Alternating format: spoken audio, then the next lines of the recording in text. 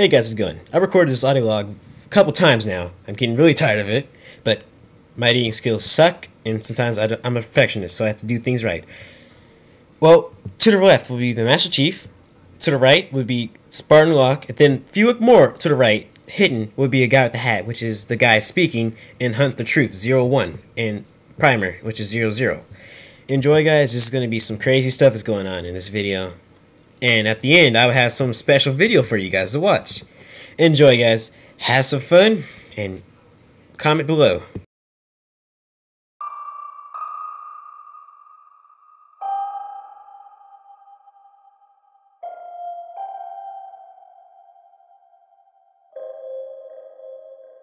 There's a story you tell yourself when the world blows up in your face. There's no way you could have seen it coming. No one could have, so there was no way to stop it. This is what lets you sleep at night. But go back in your mind to before it all happened. Replay it in your head. Except this time, maybe you'll see it. Something small, out of place. Maybe it's just a single thread, but it's the truth. Nobody saw it coming when they arrived. An alien race known as the Covenant. Before 2552, there was no way anything like that could ever happen on Earth. On one of those distant planets in the outer colonies? Maybe. But an attack on Earth? Couldn't happen. Until it did. It's called glassing. Covenant warships rain plasma down on a planet until everything and everyone on the surface melts. Usually it's complete world destruction. Earth only got a taste. The prolonged orbital bombardment destroyed East Africa, killing millions before it ended. None of us were safe anymore.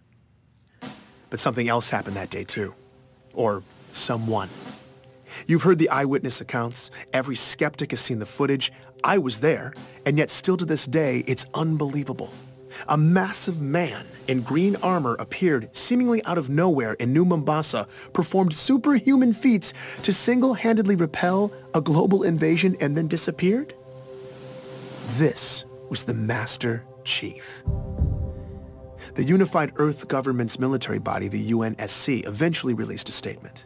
Who he is, where he came from, and that he's continuing to keep us safe. And that was that. But who is the Master Chief? Where did he come from? Is he continuing to keep us safe? I'm Benjamin Giraud, and this is Hunt the Truth. For all us cosmopolitan Earth types who don't venture into the far reaches of space, there's a planet way out in the outer colonies called Eridanus II. If you're thinking of visiting, don't bother. It was catastrophically glassed in a Covenant attack in 2530. But 19 years before it got wiped out, our hero, Master Chief Petty Officer John 117, then known as John, was born in a metropolis called Elysium City. That's where I started. Do I remember him? Oh yeah, you don't forget a kid like that. That's Dion Govender. He chatted with me from his home in the outer colonies. Dion's retired now, but years ago he taught John at Elysium City Primary Education Facility number 119. Apparently schools in the outer colonies don't have the catchiest names. John was something else. He was sharp and quick, always evaluating the situation. Other kids just gravitated to him, you know? Dion seemed most excited to talk about John's athletic ability. The kids used to play King of the Hill after school. You know, the old game where you wrestle and push each other to try to be the last man standing. I would walk by sometimes, see him playing after school, you know, and without fail, I swear, it was always John standing alone at the top of that hill. Right. Yeah, every single day. Yeah. Matter of fact, I think the other kids ended up fighting for who got to be king halfway up the hill, because nobody was messing with John. I definitely remember John. You're going way... That's Ellie Bloom, another lifelong resident of the outer colonies. When she was young, she and John lived on the same street, just a few houses down. Well, he was a little younger than me, but let me tell you, that boy did not look like a kindergartner. He was a big kid. My friend Katrina and I used to meet him in this vacant lot in the neighborhood. The three of us would build these obstacle courses out of random junk and then race. You know, just kid stuff. As Ellie talked about her early years in Elysium, it wasn't long before she was getting nostalgic. On warm nights, sometimes our parents would let us go out to the green space and lie in the grass. And we'd just lie there, stare up at the stars. It was a nice place to grow up. Finding Ellie was a huge win for me. When a planet's been glassed, tracking down former residents can be damn near impossible. Any records kept locally, paper, hardened data storage, even human memories, after a full-scale glassing? They're just gone.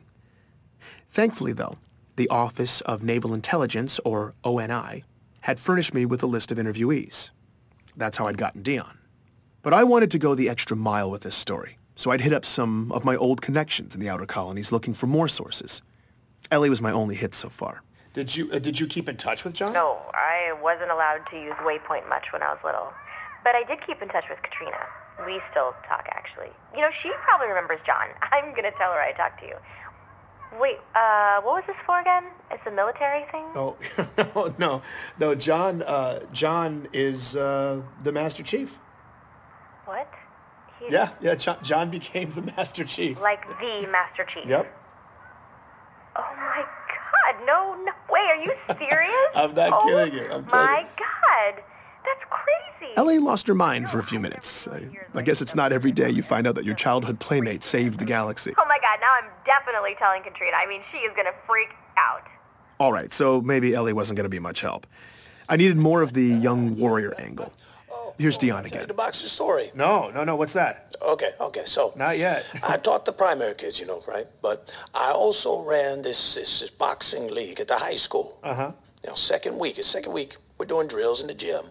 John walks in. Yeah. Now, mind you, John is in 6th grade at the time. I say, hey, John, what's up? He says, I want to sign up for boxing.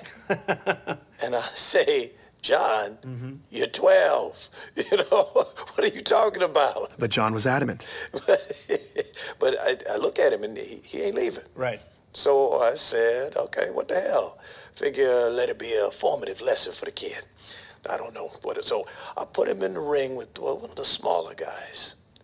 John pummeled this boy. It was over in about 15 seconds, okay?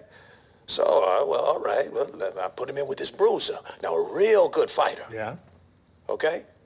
Good fighter. 2 punches. John laid him out. 12 years old. I liked talking to Dion. Never seen anything He was like warm and funny in that grandfatherly memory lane kind of way. Never missed a practice. I realized I'd gotten lost in it all when the narrative took a dark turn. But then, one week, John just didn't show up.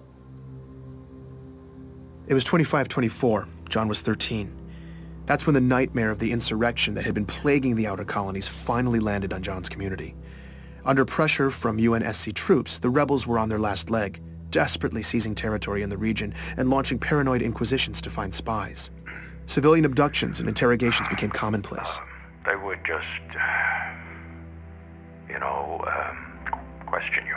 Just these meaningless questions for hours and hours. Thomas Wu was living on a neighboring colony when the rebels showed up and hit hard, sweeping up Thomas and thousands of others in raids. What followed was months of horribly overcrowded detainment, neglect, and often constant questioning. You know, did you know this guy? What are the encryption codes for this system, that system? You know, and you have no idea what they're even asking you. In the final couple months, You know, it just- Thomas says his captors started coming unhinged, and then toward the end, they just disappeared, They were gone. leaving Thomas and hundreds of others locked up, starving. I don't want to play this part of the interview, but I'll tell you, it got bad. He talks about being packed in like sardines, warm bodies, cold bodies, people dying in the dark, the smell. He doesn't know how long it lasted, maybe weeks, but Thomas and many others survived. They made it out. Well, you know, we helped each other. You know, we looked out for each other.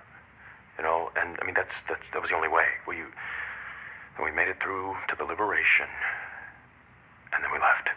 You know, we never looked back. When I asked him where the survivors relocated to, Thomas began to list off which cities were safe for refugees at the time. Decades later, he can still recite them all from memory. Alexandria, New Jerusalem, I asked about John's hometown. Perth City. What about Elysium City? No. Insurrectionist cesspool. Yeah, no, they got it bad there. Dion Govender confirms this. In Elysium City, people just disappeared back then. Just happened. Once the insurrectionists took over, whole neighborhoods just got scooped up. This went on for months. Every day. He talks about watching his community get torn apart slowly, every day. I asked him about John. Yeah. Him and his parents. Sean missed the first practice and the last one. Back then, it seemed like everybody had... I'm sorry. No, it's fine. Take your time. It was hard watching Dion break down like this. He just looked defeated. These kinds of interviews are brutal. I wanted to comfort him, but it just felt condescending. Like I have any idea what it was like for him. So we were quiet for a bit. Before we ended, though, he said this.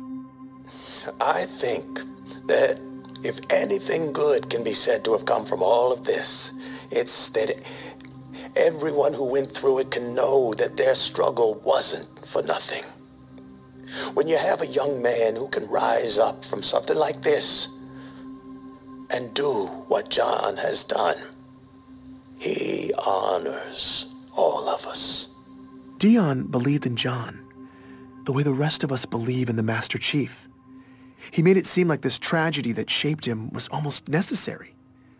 I certainly felt like I had the proper beginnings to a hero's origin story. The story made sense. It felt right. Sometimes you have to go back, though.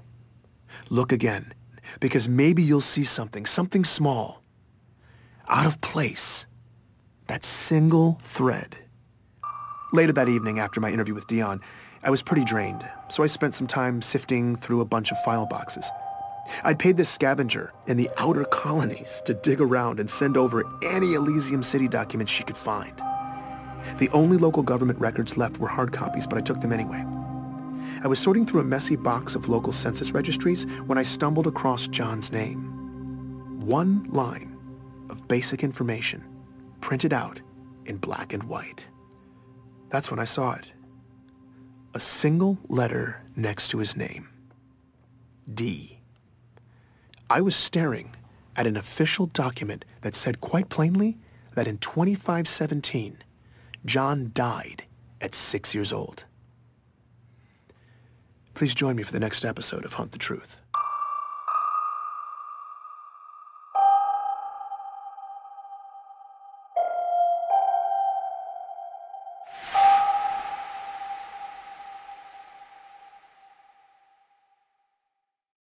Hey guys, I'm back. After what they did that, I really need to know more in this fall when Halo 5 Guardians comes out.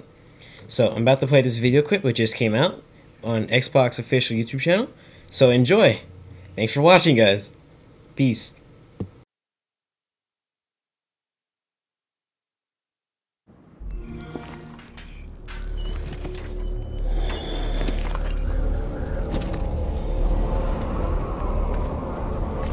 All hail the conquering hero. Let us remember him as our protector, and not the one who gave us this.